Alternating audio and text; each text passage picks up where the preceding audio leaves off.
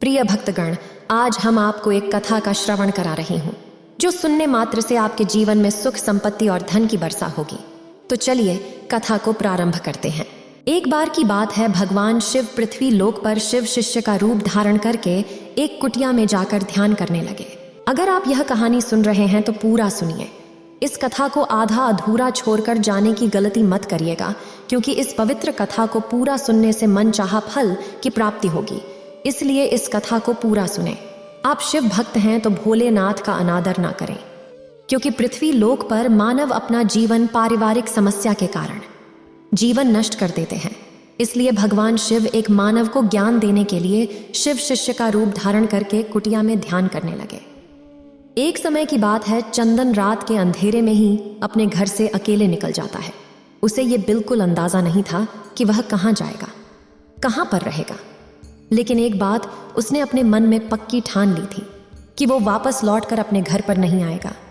वैसे तो चंदन का भरा पूरा परिवार था। उसकी पत्नी थी, उसकी माँ थी, उसके पिताजी थे, उसके 2 बच्चे भी थे जो अभी छोटी ही उम्र के थे। चंदन की पत्नी दिन में खाली होते ही अपने पड़ोस की महिलाओं के साथ समय बिताया करती थी।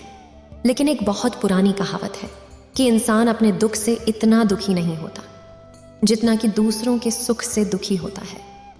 कुछ महीनों पहले तक चंदन के परिवार में बहुत खुशी थी। चंदन की पत्नी अपनी सास की बहुत इज्जत करती थी। वो किसी भी काम को मना नहीं करती थी। लेकिन पड़ोस की महिलाओं को ये बात गवारा नहीं थी कि उनका परिवार कैसे खुशी से अपना जीवन जी रहा है। इसीलिए बातों ही बातों में बड़ी चालाकी के साथ उन्होंने चंदन की पत्नी के कान भरने शुरू कर दिए। एक औरत ने कहा कि आजकल की सास पता नहीं कैसी होती है, सब काम अपनी बहू से ही कराना चाहती है, कोई खुद काम करने को राजी नहीं होती। अरे बहू भी तो एक इंसान होती है, वो घर की नौकरानी थोड़ी होती है। आपस में दोनों मिलजुल कर काम करें तो दोनों के लिए अच्छा होगा। लेकिन नहीं, उनको तो बस शासन करना ही अच्छा लगता है।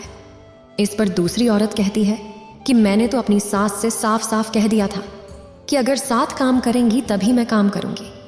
ये सुनकर पहले वाली औरत कहती है कि देखो, अगर अपना पति अपनी मुट्ठी में है तो कोई समस्या नहीं होती, लेकिन अगर तुम्हारा पति ही तुम्हारा साथ नहीं देगा तो तुम क्या बोलोगी अपनी सास को। ऐसी ही बातें धीरे धीरे चंदन की पत्नी के दिमाग में घर कर गई।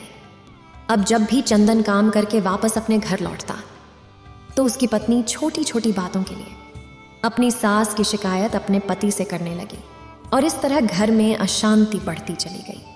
और एक दिन ऐसा भी आया जब चंदन को अपना घर छोड़ने पर मजबूर होना पड़ा।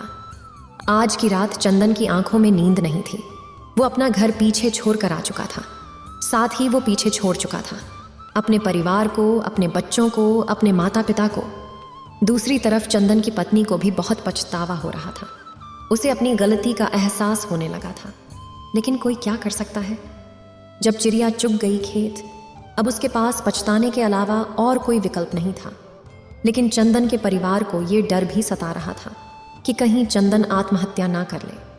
अगर ऐसा हुआ तो वो अपने आप को कभी माफ नहीं कर पाएंगे। अंधेरे रास्ते पर चलते चलते चंदन को कहीं दूर खेतों में एक कुटिया में थोड़ी रोशनी दिखाई दी। चंदन उस कुटिया की तरफ चल दिया। उसने सोचा कि आज रात मैं यहीं पर काट लेता हूँ, कल सुबह सोचूंगा कि आगे मुझे क्या करना है। जब वो उस कुटिया में पहुंचा तो वहां पर एक शिव शिष्य ध्यान कर रहा था। चंदन कुटिया के बाहर ही बैठकर उस शिव शिष्य को ध्यान करते हुए देखता रहा। उसके मन में विचार आ रहे थे कि शिव शिष्य का जीवन कितना अच्छा जीवन होता है। किसी से कोई लेना देना नहीं, कोई परिवार नहीं, बस भक्ति, ध्यान और यही उनका संसार है।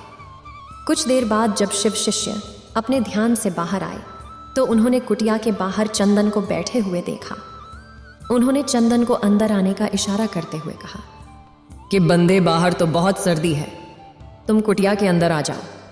इसके बाद जब दोनों की बातें होने लगी तो चंदन ने अपनी पूरी परिस्थिति उस शिव शिष्य को बता दी। चंदन ने यह भी बताया कि वो खुद अब शिव शिष्य बनना चाहता है, इसीलिए अगर वो उनको दीक्षा दे सकते हैं तो वो उन्हीं के पास रहकर ध्यान का अभ्यास करेंगे। शिव शिष्य ने उसे समझाते हुए कहा कि बंदे, अभी तो तुम गुस्से में हो और गुस्से में लिया हुआ कोई भी फैसला अच्छा नहीं होता है। इसीलिए पहले अपने मन को शांत होने दो। उसके बाद भी अगर तुम्हारी यही इच्छा रही तो मैं तुम्हें दीक्षा दूंगा। उस रात चंदन उस कुटिया में ही सोया। कुछ दिन तक उस शिव शिष्य के साथ रहने के बाद चंदन को अपने बच्चों की याद सताने लगी। कुछ दिन और बीत जाने के बाद उसे अपने माता पिता और पत्नी की भी याद आने लगी। जब भी वह शिव शिष्य के साथ ध्यान करने के लिए बैठता तो उसके मन में अपने बच्चों की खिलखिलाहट, अपनी पत्नी के हाथ का खाना फिर से याद आने लगा। एक दिन चंदन ने उस सन्यासी से कहा कि महात्मन, मैं बड़े ही संकट में फंसा हुआ हूँ। मुझे समझ में नहीं आ रहा कि मुझे कौन सा जीवन जीना चाहिए। एक तरफ मैं अपने परिवार को त्याग चुका हूँ तो दूसरी तरफ मुझे उनकी याद सताती है। लेकिन उस घर में जाने का मेरा मन नहीं करता, क्योंकि घर के लड़ाई झगड़े, उससे परेशान होकर ही तो मैंने अपना घर त्यागा था। अगर घर में सुख शांति रहे तो ये ध्यान का अभ्यास तो मैं अपने घर पर रहकर भी कर सकता हूँ, लेकिन घर में सुख शांति किस प्रकार स्थापित हो इसका कोई भी तरीका मेरे को मालूम नहीं है।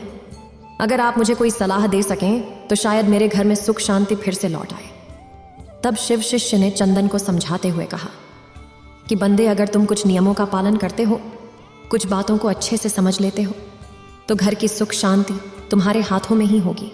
अज्ञानतावश हम खुद ही अपने परिवार में अशांति पैदा कर देते हैं और इसका हमें एहसास भी नहीं होता। सबसे पहला और सबसे प्रमुख नियम जो होता है वो ये है कि अपना खून अपना ही खून होता है। चाहे तुम्हारी किसी से कितनी भी अच्छी दोस्ती क्यों ना हो, चाहे तुम्हारा कोई रिश्तेदार ही क्यों ना हो, लेकिन अपने परिवार के सदस्यों की बातों से ज्यादा महत्व दूसरों की बातों को कभी मत देना। इसी से परिवार में फूट पड़ने लगती है। जब परिवार के सदस्यों को इस बात का एहसास होता है कि ये आदमी हमसे ज्यादा, अपने परिवार के सदस्यों से ज्यादा महत्व दूसरे लोगों को देता है, तो आप अपनी इज्जत खुद ही अपने परिवार में कम करवा लेते हैं। आगे से वो भी आपकी बातों को ज्यादा महत्व नहीं देंगे और यहीं से परिवार के सदस्यों के बीच आपसी दूरी पैदा होने लग जाती है, जिसका फायदा उठाते हैं बाहर के लोग। दूसरा नियम जो ख्याल में रखने का होता है वो ये कि जब भी परिवार के सदस्यों में कोई वैचारिक मतभेद पैदा हो जाते हैं तो उसे बात करके सुलझाने का प्रयास करो। अगर कोई बुरी लगी हुई बात परिवार का कोई सदस्य अपने मन में रख लेता है तो वो बात दीमक की तरह हमारे परिवार की सुख शांति को खाने लगती है। इसीलिए कैसी भी बात क्यों ना हो, कितनी भी बड़ी गलती क्यों ना हो जाए, अपने परिवार के सामने उनके साथ बैठकर उस बात को सुलझाने का प्रयास करो। अपने मन में उसे दबा कर मत रखो। अक्सर जब कोई आदमी गलती करता है तो वो उस गलती को छुपा कर रखना चाहता है ताकि उसे बार बार वो गलती दोहराने का मौका मिल सके। लेकिन समझने की बात ये होती है कि अगर आप अपनी गलती को दबा कर रखते हैं तो आप बार बार गलती करते जाएंगे और वही गलती आपके परिवार में अशांति का कारण बन जाएगी। और परिवार के किसी भी मुद्दे को सुलझाने के लिए बाहर के लोगों की सहायता लेने की आवश्यकता नहीं है। अपने परिवार के मुखिया के साथ बैठकर उस बात को खुद से ही सुलझाने का प्रयास करें।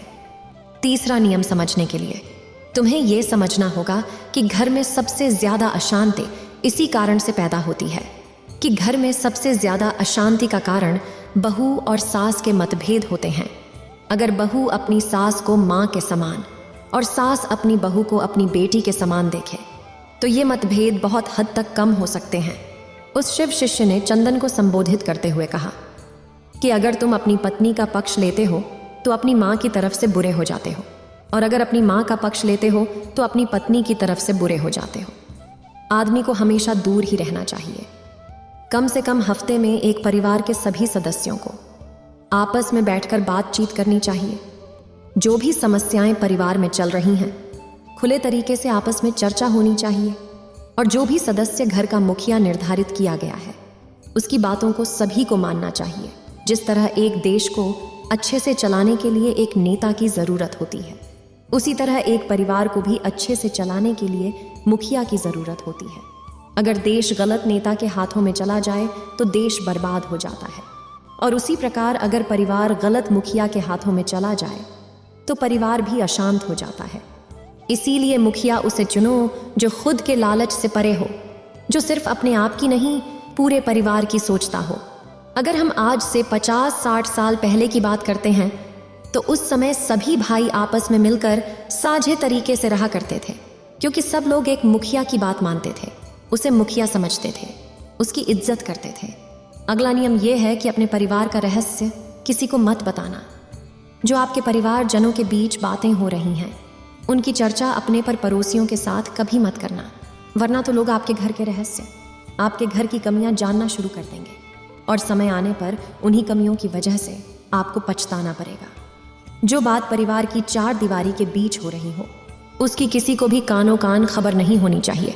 अगर खबर हो गई तो इससे परिवार के सदस्यों का विश्वास एक दूसरे पर से उठने लगता है और समाज में आपकी कमियों की वजह से आपके परिवार का मजाक भी बनाया जा सकता है।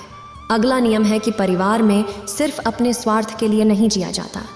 परिवार के सभी सदस्यों के लाभ और हानि के बारे में हमें चिंता करनी होती है। अगर हम सभी सदस्यों को भूलकर सिर्फ अपने स्वार्थ के बारे में सोचेंगे तो परिवार होने का कोई मतलब नहीं रह जाएगा, चाहे परिवार के किसी सदस्य से कोई गलती ही क्यों ना हो गई हो। पर परिवार वही होता है जो उसका साथ देता है। ज्ञान तो, भाषण तो सभी दे सकते हैं, लेकिन परिवार वही है जो गलती होने पर भी अपने परिवार का, अपने परिवार के सदस्यों का साथ नहीं छोड़ता। अगला नियम है कि परिवार के सभी सदस्यों को मिलजुल कर काम करना चाहिए। किसी एक सदस्य को दास या फिर नौकर नहीं समझना चाहिए।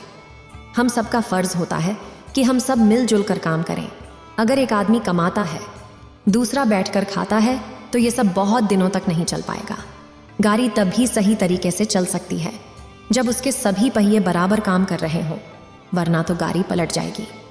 उसी तरह परिवार के जब सब सदस्य मिलजुल कर काम करते हैं तो एक दूसरे के लिए प्रेम बढ़ता है, एक दूसरे के लिए इज्जत बढ़ती है, एक दूसरे के करीब आते हैं। लेकिन जब एक सदस्य पर ही सारा काम डाल दिया जाता है तो वो अपने आप को उस घर का नौकर समझने लगता है और सभी की इज्जत उसकी नज़रों में कम होने लगती है। यही बात सास और बहू पर भी लागू होती है। बहू के आते ही सास समझने लगती है कि अब तो मुझे काम करने की कोई आवश्यकता नहीं है।